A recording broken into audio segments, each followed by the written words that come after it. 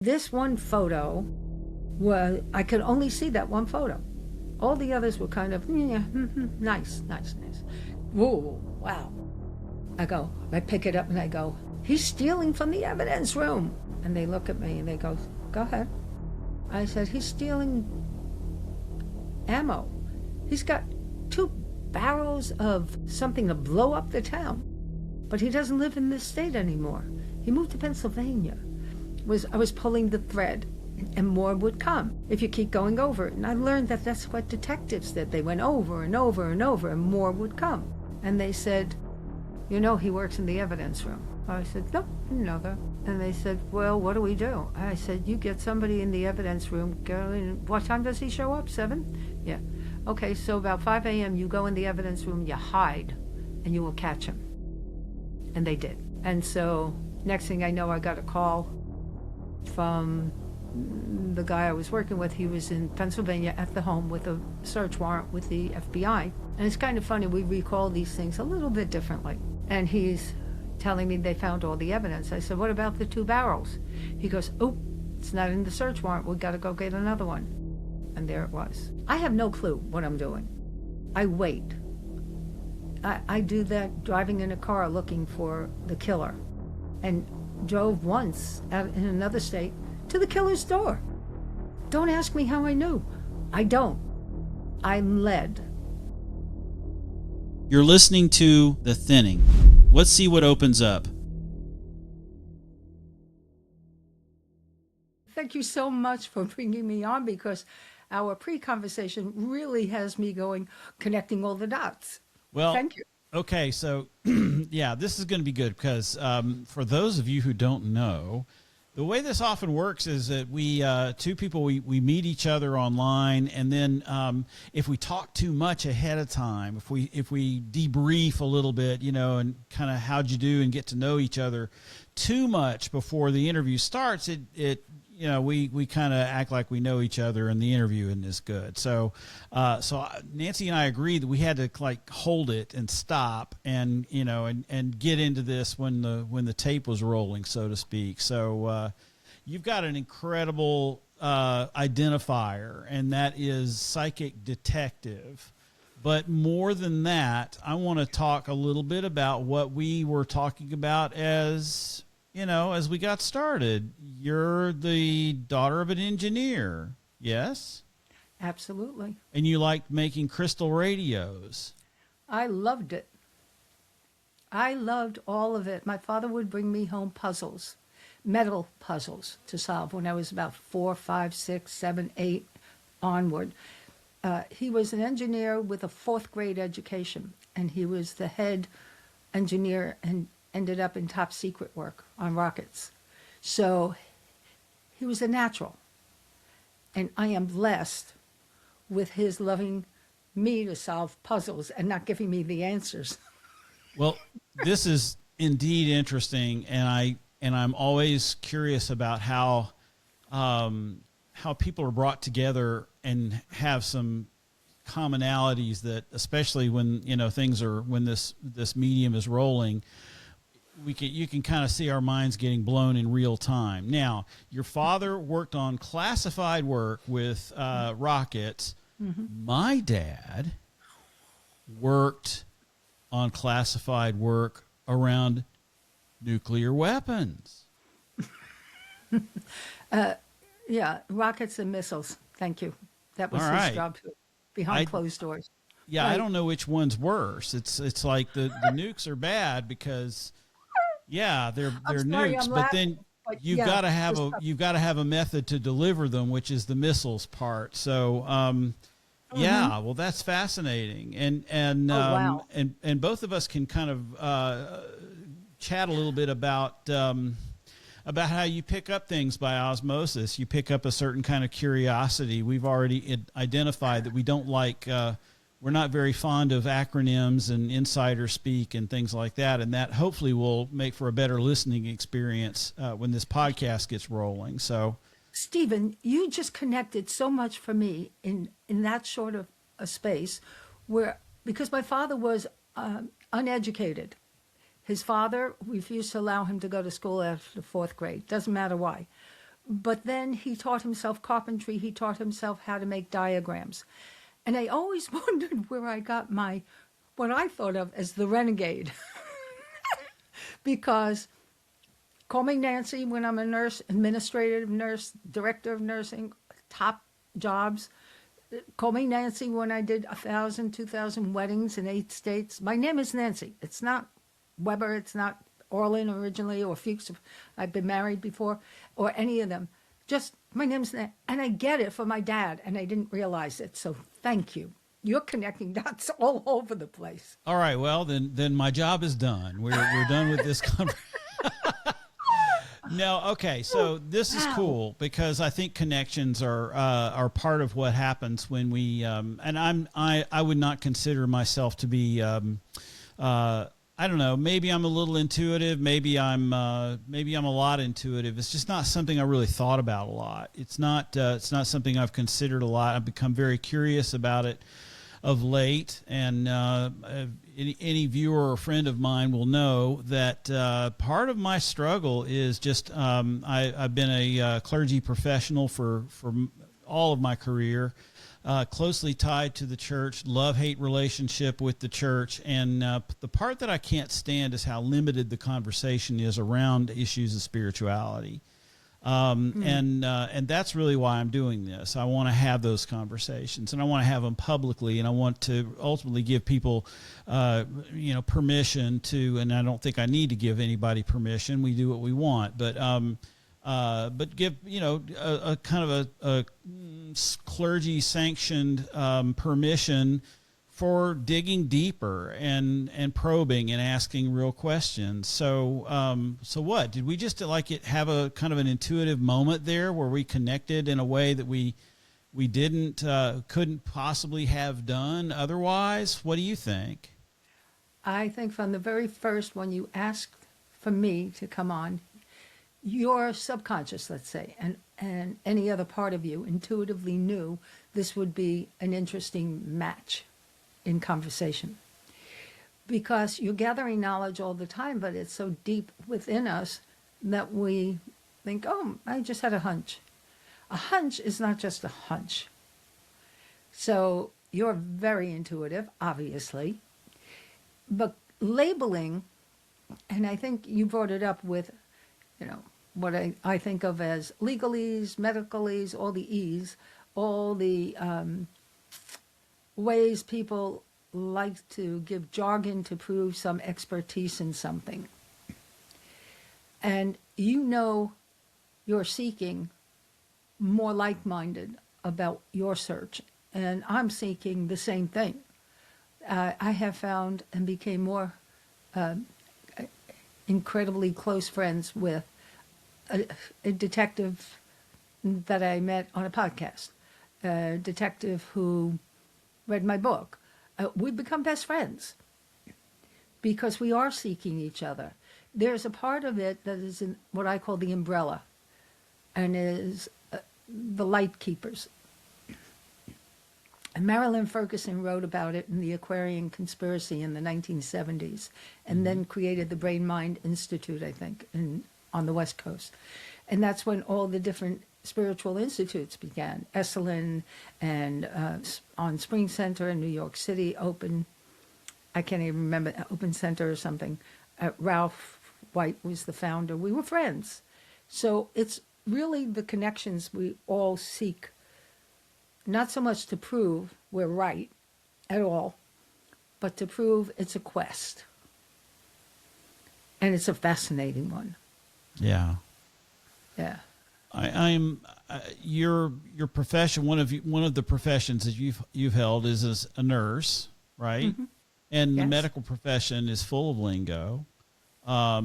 Every profession has its own insider speak, and certainly religion does. I think that in a lot of ways, joining a church or becoming a part of a religion requires, more than anything, learning the language, learning the buzzwords, learning the insider speak. It's kind of like a secret handshake, right? It's something that that other people don't know and can't connect with, and therefore this is something that gives us an inside connection. It's also a shorthand, right? You can use a medical term with another medical professional, and you instantly understand what each other's talking about, and it's very precise as well. But it does, especially when we get into our kind of our humanness, we have to set that aside, right? We have to set the lingo and the insider speak aside so we can connect with other people. And I just think that's a fabulous and fantastic kind of thing about life. But it does get in the way. How did you ever find that it got in the way in your work as a nurse? No. Or did it help? When I went into nursing, from the very first when I put on the student uniform, I was in love with it because I wanted to make a difference. And I had been told that again and again, family, you're not supposed to be seen or heard or do anything that neighbors wouldn't approve of, kind of thing. Okay. And I was not like that. I wanted to be friends. I had good friends growing up that I loved. And when I put on that uniform, I was so happy to make a difference. And I worked at Maimonides as a student nurse, clinical days that we had. And there was one woman who was from Ireland, I think. And another one was Spanish. And another one was Jewish. And another one was something else. Don't remember. And I would walk in and I would attempt to speak their language. Oh, ¿cómo está? ¿Qué pasa? Oh, ¿tú entiendes? ¿Tú entiendes? I go, oh my God, high school Spanish. I'm not quite there yet, but I got it. And so she said, what's your name? And I said, Nancy. I refused to give a last name. I had a pin that said that, and I thought, yeah, but I'm Nancy, and I'm going to help you. I want you to feel like you're home, not away. Well, the nurses appreciated that, never commented, And each person I saw, I tried to connect in their way and what they were going through. I'd sit at their side, I'd rub their backs. It didn't matter to me besides everything else. I thought, you're friends. What would you do for a best friend? It's beautiful. When I had my uniform as a full-fledged nurse, my mouth started blurting out what I saw medically, only I had other language for it. I didn't have their language. Okay. I didn't care about their language. And the first one I can recall was a man being wheeled in on a stretcher, and the doctor's handing me the orders, and I see congestive heart failure, CHF. And I look at the man, and I look at the orders, and I look at the doctor. I'm 19. And I said, what? I said, what you doing up at GI? I call it the Brooklyn in me, just came right out. So when you say intuition, I don't know what it was at the time. I just knew that it was obvious to me that he had an enlarged hiatal hernia. Wow. I didn't care whether the symptoms were the same or not. It's what I saw. And so doctor looked at me and said, really? I said, yeah, really. I look back now and I go, I don't know if I would approve of that 19-year-old opening her mouth that way to anybody, but I question authority. It was my favorite bumper sticker. Okay. And so he did it, and I was right. And so he passed word, if we have questions, go to her. And so it was never a put down or an insult or a mocking at all. It was respected there. And it was the first place I ever understood, actually respected it. I refused to talk medicalese, even then. And how did you know? I mean, that's audacious. A 19-year-old, a candy striper, basically, right? No, I was a registered Well, I nurse. know, but I'm just Hey, don't in the take away eyes that of test I in took. the in the eyes of I don't know. I've always felt like doctors, and especially in a hospital setting, can be a little egotistical. I don't know, A lot. Oh, maybe, you can but call it that, yeah, but except for a few, I have to say. well, But the egotistical isn't always when it comes to doing the best for the patient. yeah, It isn't always there. My first husband was a neurophysiologist, neuropsychiatrist, and studying to be a neurosurgeon when I met him. So his ego, you could fit through the door, not. But when it came to patients, he saved life after life after yeah, life. yeah, When it came to me, he tried to kill me. oh, So, and that's why he was my ex. yeah, But that's not the point.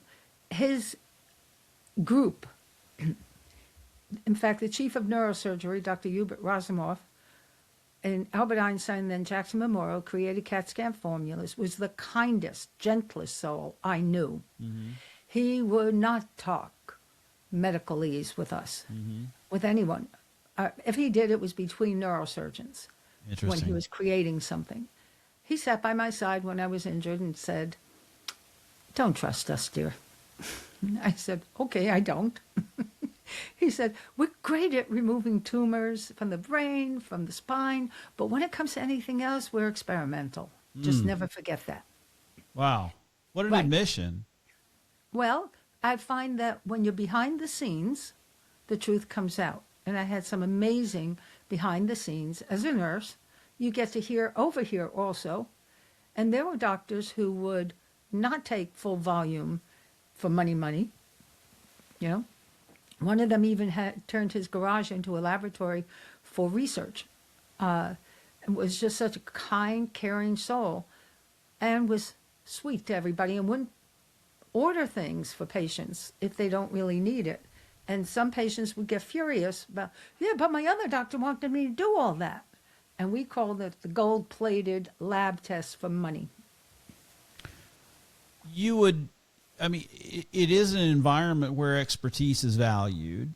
Oh, It's an environment, a hospital, where experience and seniority really, I think, is respected.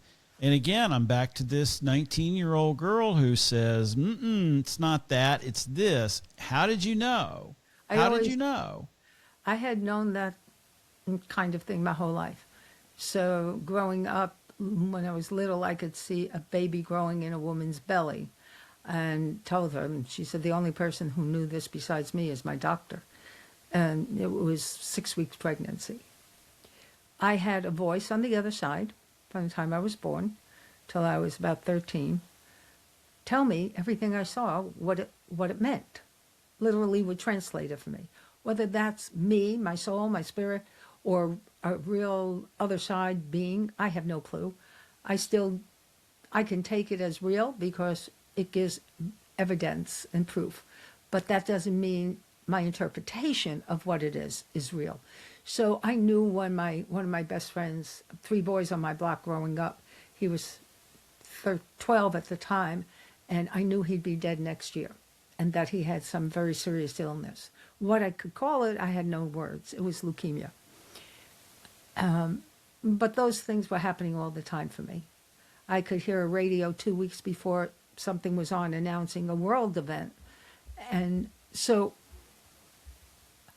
what I thought about all of it is, one, sometimes I visually see, sometimes I auditorily hear things as if the vast universe is connected and I'm stepping into 2 weeks from now, 10 years from then, 30 years from then, which I did. When I was 10, I had a vision that I believed was real for 3 days. And yeah, they were very worried about me. But it all occurred when I was 40, and not to my choice. Mm-hmm. Every step of the way occurred. It was a good one, but at the time, the label was, "She's crazy." So Right. that led me to quantum physics early, very early. I just read a piece to my husband that I wrote probably when I was 30 something, and he said, "I didn't know you knew that much about physics. Way ahead." I said, "I used to be sent down to Washington somewhere, don't remember, or Virginia, to sit with a group of physicists all day and play with them. I call it a play. Mm-hmm. So I think the connections come in every way. You mentioned intuition. What's your soul? Point to your soul. My soul? Oh, now, Yeah. see, I've thought about this a little bit. I won't do it. I can't do it because I don't know where it is. I'm at Me least neither. that, I'm more aware than I was a year ago that I don't know where it is. Well, I don't And think I don't anyone- know. I'm not convinced it's inside, right? I know I'm I'm with looking you. out of these eyes here and I have this experience. I mean, I can tell that there are glasses on my face because I'm looking out this way, but I've got no idea I don't where think anyone that is located. Right. No one does. I don't care what anybody says. The word psychic comes from the Greek word psyche, translated. It's like the Aramaic, there's no word for evil. Evil is live spelled backwards. And I always looked at it and went, oh, really? So when I look at all of it, to me, the psychic ability is your soul reflecting back to you the truth of everything. Mm-hmm. And the more we count on that as that, we see through the illusion. So when that wheeled guy who had supposedly congestive heart failure is wheeled, to me that was an illusion, that order. It was a complete illusion because I saw him like, and that to me is not heart. That was just not heart. It was the same thing. Probably, if I look back, my father had an enlarged hiatal hernia, and according to a few years later, I had one temporarily from the violent attack. So, and then it went away. So maybe I picked up a lot unconsciously and stored it. That's a possibility. However, my friend who was ill and died at 13, a year later, I look back and say, now, how did I know that? I heard a voice inside me. It was the same voice I heard when I was in my crib. And I could describe the male figure. But is that my other side? Is that a part of my fragmented imagination? I have a vivid imagination. I am writing book after book now. I don't know if I'll have enough time to figure all of them out and get them out. I just love it. I've done 3, but I've got 2, 3, 4 in process. Wow. And I'm going, I don't seem to be able to stop the vision, so put them into story form.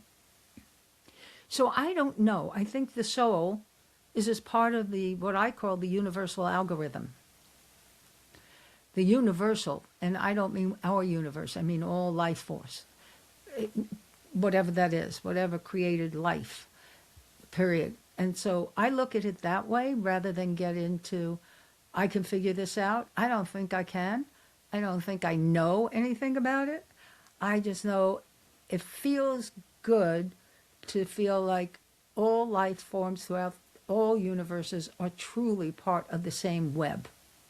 It makes me feel good. Yeah, and one of the things that I'm finding out in these conversations is that I think in my traditional Christian background, it's kind of understood that, God is out there, we are here, we are created by God. I mean, there have been, ecumenical councils through the centuries to try to refine these things. And it's like, we are created and therefore, we are finite and God is infinite and so on. And the people who claim and articulate spiritual experience, not just knowledge and doctrine, but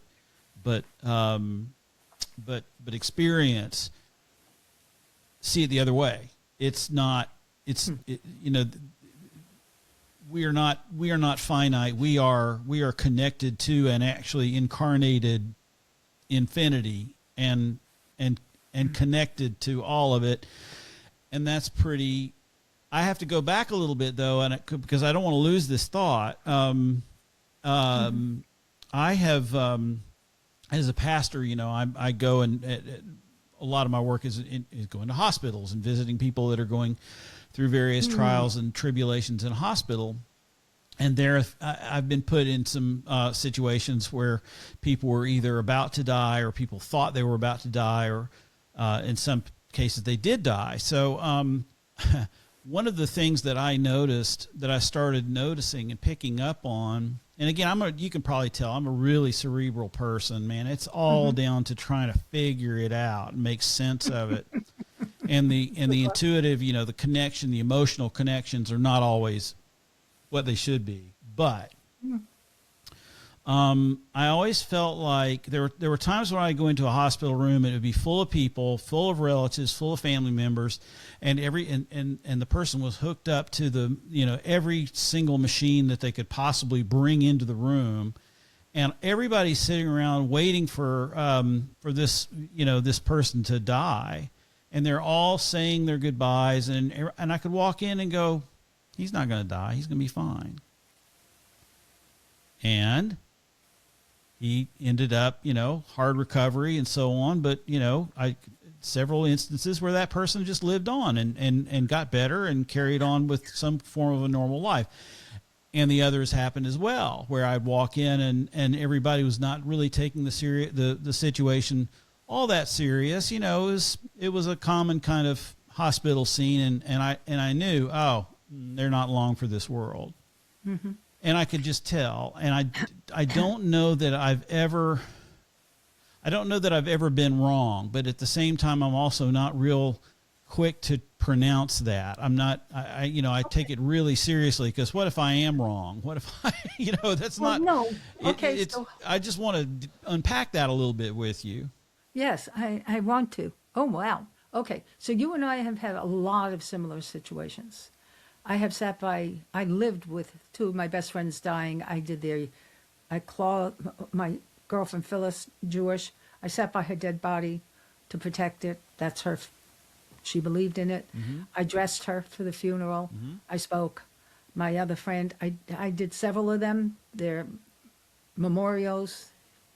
Sat with them as a nurse. I sat with a lot of people. I've been called in to people in a coma. I walk in and I go, "Do you want to live or die?" to one of them. And she goes, "I want to live." She walks, right? And I go, "Then get up." Right? And then another one. Didn't Jesus do that? You're Jesus. Right. Oh my goodness. No, exactly. But that's the training of some religions tell you in so many ways. So I'm going to unpack it a little differently. Okay. And say, I love history. I love studying it. My brother-in-law on the other side, I was 11 when I met him, and he taught me the word feminist, and that a lot of history is a lie in the books. You have to dig deeper and find the truth. So I've always been looking at all of them. I read parts of the Old Bible, the New Testament, the Tarot, the Tibetan Book of the Dead. By the time I was 18, what are you all fighting about? What's your problem? Reality is here, and we have to live it as roots on the ground and wings wide open, and cut it out. You'll never know the answers to everything. If that's all you're seeking is control. Yeah. So I understood that. What I heard out of you, though, was exactly how I approach psychic detective work with crime cases, with law enforcement, federal, state, didn't matter. Doesn't mean we're right all the time. And we can never think that we're always right. I always say, that's how religions got started. Mm. And I find that all they do is create wars. Sorry. I see it as too much war. And we're the females in all of it, because I am a feminist in that sense. Sure. Sorry, but women give birth, so why is God a male term? I disagree. I sat with a bunch of ex-priests because I was also the counselor for all of them at one time. And we're at a wedding of an ex-priest and an ex-nun they were my clients and friends. And they said something about God, and I looked at them. And they said, "Well, what would you say?" I said, "Well, if you're going to call it that, call it Goddess." Mm-hmm. I said, "Cut it out. It's too controlling. Why call it anything?" Well, that was one of the great gifts of my seminary education in Atlanta. Was actually, we in the 80s we were required to take sign a piece of paper at the beginning of our schooling, which was an inclusive language covenant, and that it would be that we never refer to, God in the beyond the word God being a kind of a, I don't know. It changed my understandings of gender, and I'll never forget a professor lecturing about Augustine and the Manichaeans, and having this debate over God's gender. Oh, do you mean he has a beard? Really? And he's white. Yeah, and that goes to the problem of how we make God in our own image, almost no matter who we are. Exactly. Yeah. Exactly. But the way you approached it, even in telling the stories of knowing, is so beautiful, because that's the spirituality. When we do not believe we're always 100%, well, prove it. Maybe you were, but the next moment you may not be. Yeah. There's no guarantee. Yeah. Right? And yeah, so I feel and way. nothing I could quantify, nothing I could say, oh, well, I felt this way and therefore, I could never, and that's back to putting a language to it. It's I think when you put a language to something, it locks it in, it defines it to a certain degree, and some things Yep. defy definition. I find that in the psychic work, any work, when I get requests, I had to have my assistant send back an agreement letter for them, knowing there are no guarantees of what you want she will do, or that she can answer anything. That's not a guarantee just because she's done it. Because all of us, if we don't, Carl Jung said it about the shadows. We have hidden shadows. We have hidden wounds that can come up to the surface at any time. If we work on them, they're released. If we don't, they're not. And so we never know what might trigger us. And if I walk in, and I have been to fresh crime scenes, I've been to evidence room, I've been flown all over, I've been briefed and debriefed. And I'm looking at all of it and saying, there is no guarantee that anybody, I don't care who you call it and what history tells you, you only know the highlights. Whether my guide on the other side from childhood, who came back at age 31, and I had other visitations, and I still didn't know what they meant. I worked in a psych unit and made history in it, because I could see past the hallucinations what that actually meant, what the trauma was. I could see those things. And so being able to see means I'm clear about seeing mine, clearer and clearer. I think there's more, always, right? And so when I got into all of it in the psychic stuff, and I started seeing how people make an assumption about what it's all about. After all, I mean, you found a murderer. You knew his name. You could talk to this one. You knew how she died before anybody knew. Blah, blah, blah, blah, blah, blah, all that. Okay, egos. Egos are so dangerous, whether you don't have enough, so you get stalled, which I've done plenty of times. And then ego where, oh, you're so wonderful. You can do expectation. That's so dangerous. I would say the people who are curious to know themselves, like you are, like I am, we want to know ourselves. We want to know before we leave this earth there's more of us elsewhere, whatever it is.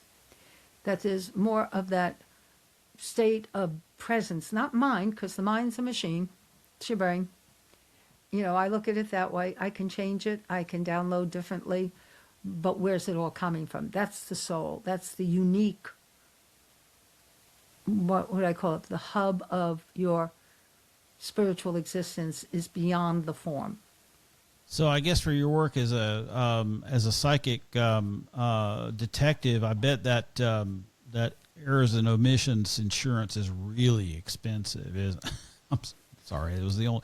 That's a joke. It's because there are no guarantees. You can't quantify it. But you have a success rate. I mean, you're hired. You're brought in because you. Oh, yeah. Because you. And this is where it really becomes interesting to me, because all of us have feelings, all of us have visions, all of us have some place where And again, in my work as a Christian pastor, I run into people all the time who know the answer. They know when the second coming is going to. I really allergic to apocalyptic talk, whether it comes from fundamentalist Christians or New Agers. If there's there's a lot of stuff you see on YouTube these days. It's about, oh, we're going through, this is a tough time, but we're going through this period of enlightenment, and on such and such a date, that we're going to get this, it's all going to become clear. UFOs are going to come and tell us all, whatever it is.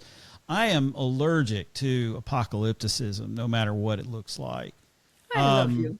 I love you. You're so good at helping and being truthful. The way you present things makes it much, if I may, digestible for people who are closed to all possibilities. And yet I suspect that if they hear you, they're going to rethink some of it, because you're not coming from a place that they're not familiar with in some ways. It's just that's like my being hope. a nurse. That's my hope. I know. For sure. It's great. Yeah. It really is beautiful to hear this. Well, thank you. But let's talk about this. What is it like? Walk me through a day in your life when you are called and you are brought into a place where you are called upon to use your gifts in order to solve a crime, help someone find something, whatever it is. Can you just kind of tell me what a day is like and what that's like externally in the interactions you have with people, but really what it's like wherever that soul is located? I'm just so curious. Okay, so there's, I don't know where to begin, but somewhere in probably some of the situations, none of them, let me preface, none of them were the same. No two. Some I was called in to get on a plane, fly out someplace. So, and I'll give you that. And some over the phone, something, and all of a sudden it triggers all the information I need. Another one, I had to meet the cop 10 o'clock at night and draw a graph of where the killer was. I had no other way to do it. That's how I was led inside. So all of it begins with absolute trust of just play with. It's because the detectives I originally worked with, several of them one just passed over a little while ago, and the others are still my good buddies. We talk, and we're good friends. And they all said the same thing, and they said it on TV interviews, blah, blah, blah. If we have no leads or too many, we don't know where to go. And that's when we call you in. Okay? And so here goes one.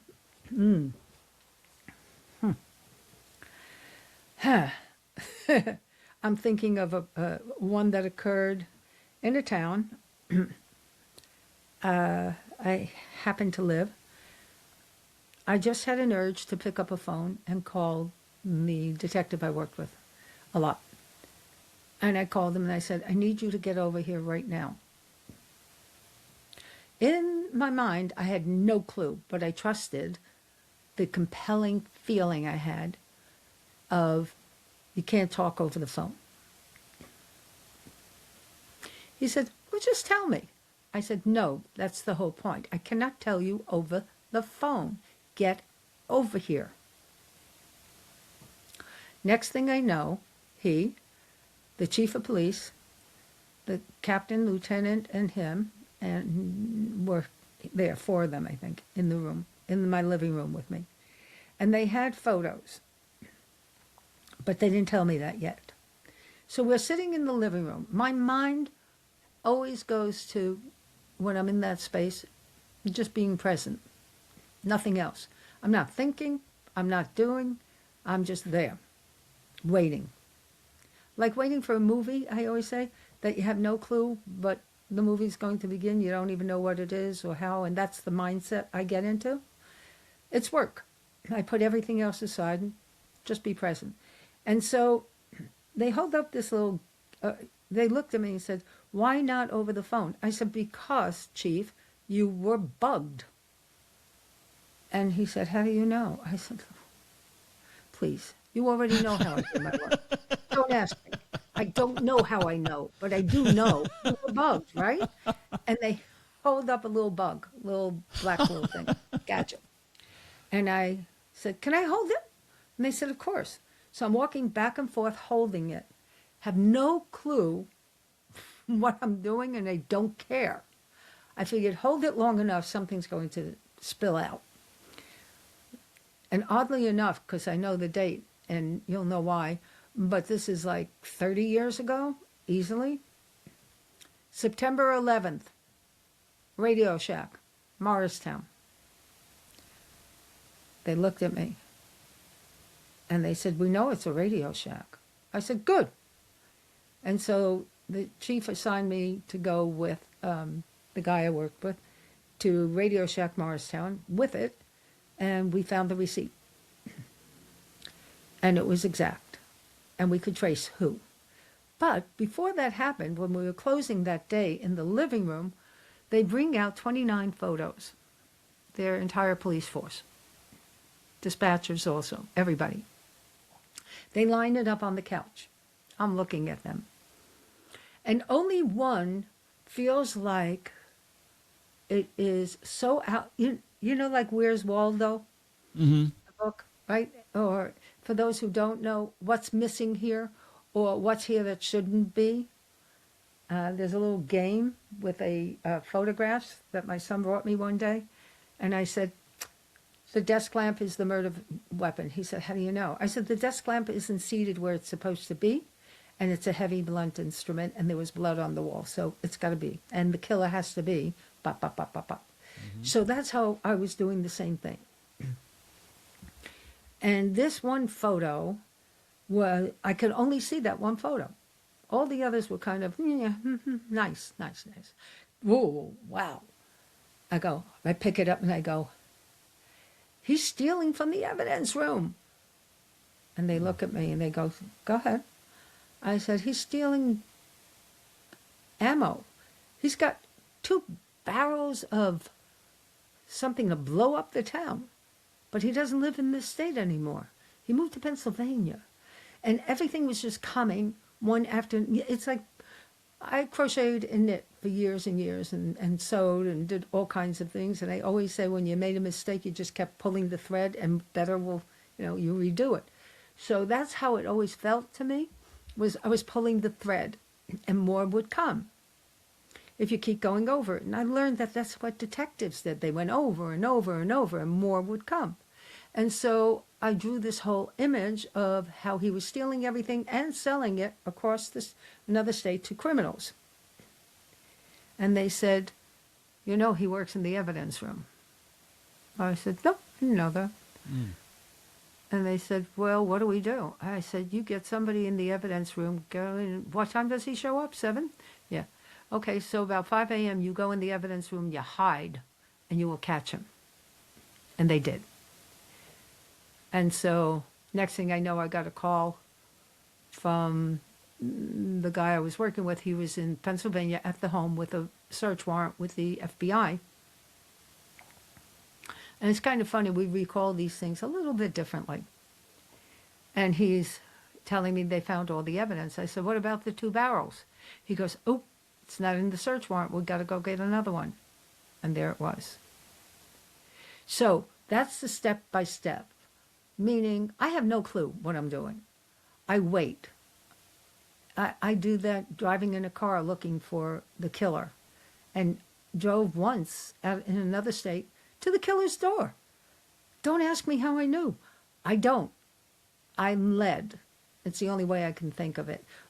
Your focus, the clarity of being focused on being led, I think, and the trust of being led in a particular way.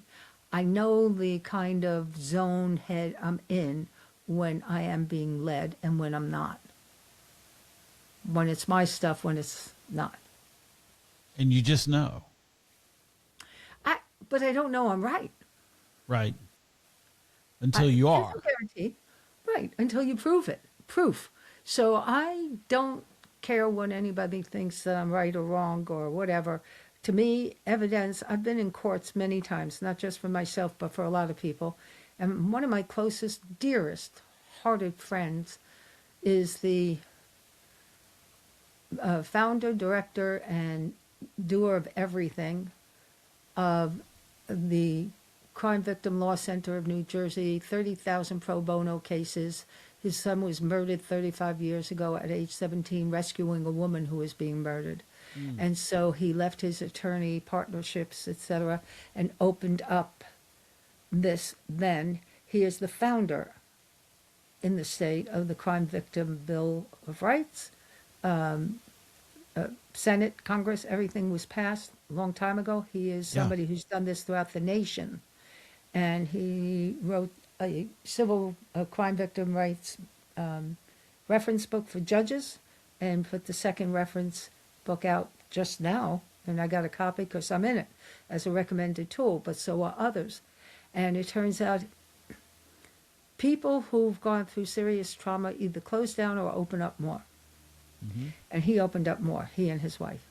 They are angels for others, for sure. Yeah. And so he is I just put him in touch with a woman who is an expert on elder abuse victims. And those two, when they put together, and she's nominated for a Pulitzer Prize. She's a friend, and I'm so proud of her. Oh my God, I know her, right? But we still need proof and evidence for everything to change minds. And in today's world, that's tough. Yeah. So I'm thinking about done a little bit of reading into the CIA's remote viewing program. You familiar? Very. Yeah, you were part of it, weren't you? Okay, never mind. You can't talk about it. It's back to that No. classified thing. You can't talk about it. Wait, no, hold on. If you look back to, why do I not remember his name now? He was in my house. He was a friend. He died. He was, okay, The Man Who Stared at Goats was a film. Yes. It was a kind of farcical one based Uh-huh. on reality. Yes. Bert Stubblebine, Major General Bert Stubblebine, or General Major Bert Stubblebine Uh-huh. the third. That was a friend. Okay. But That's for why I'm those of laughing. you, But the rest for of it, those I can't. again, so we don't talk in code and you Right. know and use acronyms and insider speak. We're going to tell a little bit about what the program was. And my understanding is it was a program that the CIA ran in the 60s, 70s, 80s, where they had people that were actually trained and could see what was going on in another place. Sometimes not even on this planet. Right. But the proof, and this is, I'm going to get you to tell me more about it, if you will. But the proof to me in the pudding was that they found when somebody was put in a room and asked to find a submarine that was missing, they found it. And when they went, were assigned to find someone who's being held hostage, they found that person, and it repeatedly produced results to the point where I believe it was Jimmy Carter, who was not kind of, his spiritual life didn't really necessarily want to affirm that could be a possibility, but he was so convinced by the success of the program that I believe it was, again, I don't know, but pretty heavy, shall we say, pretty good cred for the effectiveness of the program. Right. Well, it was also, if you know who, let's see, Uri Geller, Urigiller. Yep. So Uri Uri Geller. was brought here by Dr. Andrea Puharich. Dr. Andrea Puharich lived 10 minutes from me. Invited me to my course, his courses, Marcel Vogel, all these old timers. And again, the concept that you're describing has been done, I think, thousands and thousands of years naturally. the doggone star, right? The doggone star, and there's a tribe with cave drawings of a star and visitors from it. And everyone laughed for 1,000 years, maybe centuries, whatever, until that star was discovered exactly where they had the cave painting. So my funny part of looking, like being an observer of all of it that you're speaking of and more, I've been in what we call the Faraday cage, because Michael Faraday, I think, was the engineer who took different kind of metal and built the walls of metal so no known energy can go through. But Andrea and Aldous Huxley thought, boy, this would be interesting. But I've been in it, the original, at Andrea's home. And so I find that it's as clear as can be, you know, and remote viewing's easy there because there are no distractions of I can't, I shouldn't, I wouldn't, I don't believe this. That part of it. Your own mind has nowhere to go except just to be. And so that's piece of it to me. No known energies pass through that metal sheeting wall of 8 by 8. Yeah. And so when I look at it all, though, and take a back seat and say, what's going on? I don't understand why people even take sides about any of it as if everyone knows everything. Right. Everyone who's taking sides about what actually can happen, pardon me, but some of the groups, whether they're political, non-political, religious, non-religious, oh, you're not supposed to go there because they can't handle it. Really? I didn't know we were all in kindergarten. Right. Come on. Nobody can grow up without questioning or being curious about what life is about. I don't know that we'll ever have answers to all of it because it's always creating and evolving. Endangered species no longer endangered. Suddenly some are. We have changes all the time about everything. New species discovered. Really. I used to go, please stop talking about science as if it's an ipso facto absolute in the moment. Yeah, 10 years from now they'll go, well, we thought that was the answer, but now we know more. Yeah. Right? So why do people have to take oppositional sides to whatever conclusion we have? They're temporary. At least to me they are. And I feel like the better option is to be curious and just don't discount any possibilities. Einstein said it. Yeah. You know when they looked at Anemi examined his brain apparently and said same size as everyone, but he had more folds than they had ever seen in the areas of intuition, imagination, curiosity, and intellect. And I think that governs everything because you're in a form, whoever we are and wherever we really are, as part of the universe. Well, we're in a form to experience and experiment, but not deliver it as if we know better than anybody else. Therefore, you're dead, I'm alive, or I'm going to control you, and because you don't agree with me. Really? I find it so absurd and ignorant and childish. I am very vocal about it sometimes, and sometimes it's like, well, then the next question is, how do you help them open up to be softer to themselves, consequently softer to others? And I think that's more the point. Because I don't believe anyone holds the absolute truth. I don't. It's kind of arrogant to think that anybody does. I mean, there are a lot of a lot of smart people out there. There are a lot of dumb people that are a lot smarter than the smart people. And smartness isn't the only measure of things either, but no, but the heart has to always be with it. It's like the kids who have discovered how to take dirty water into clean water in very simple forms where you are. They're brilliant at what they do, and they have an open heart because they care. Yeah. That's the best combination anybody can ever have, I think, while we're here, is make a difference. Don't hurt anybody, you know. To me, the code of ethics is more important than anything. The confidentiality to know things of another person and not use it against them, but use it when it's important to help them and they give you permission. I'm talking like psychotherapists and priests and everyone else. I'm a minister, so we have a holistic health church more than anything. I believe in self-care is a great thank you and gratitude for being in a form, you know? Yeah. And I look at the rest of it as, you better have a combination of a kind-hearted, compassionate, open heart. I don't care what you call it or label it. That's ridiculous. How do you label those things? You know, that's you're part of us.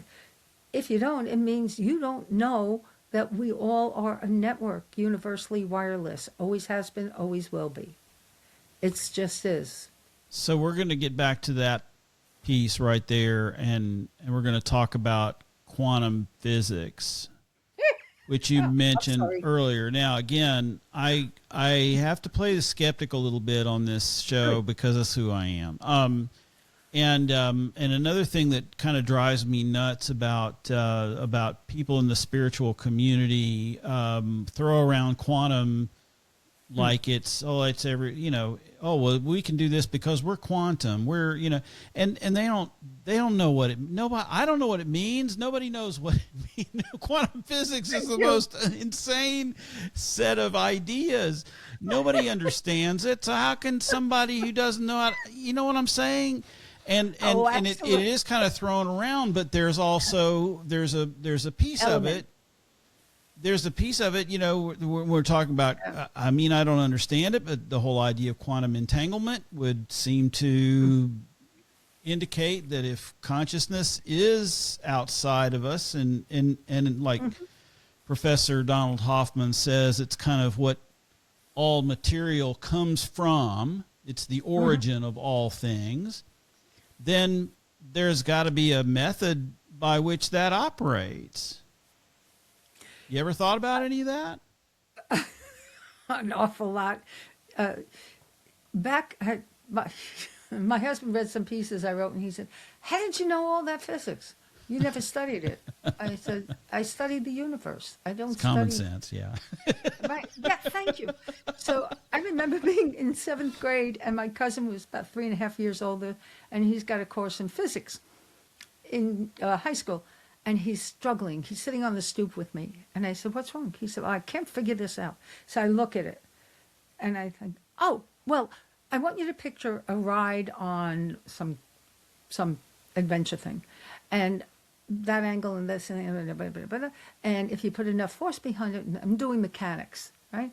And he goes, "How do you know all that?" I said, "Common sense, as you said." And so I always thought it was common sense, and then the best answer that fits for now. For now. Yeah. So for me, early on, because I had this voice tell me so many things that came true all the time, in my sleep, in my day, talking to somebody else. I knew too much about them. How did you know that? It was a secret, and all that.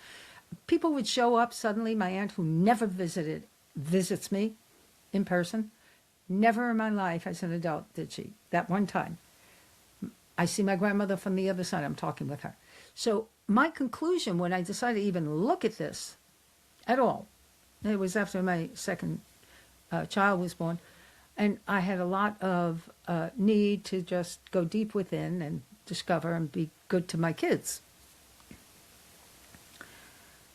I looked around at everything I had ever encountered and thought, I don't know what we call it, but everything and every being in every existence ever existing is somewhere.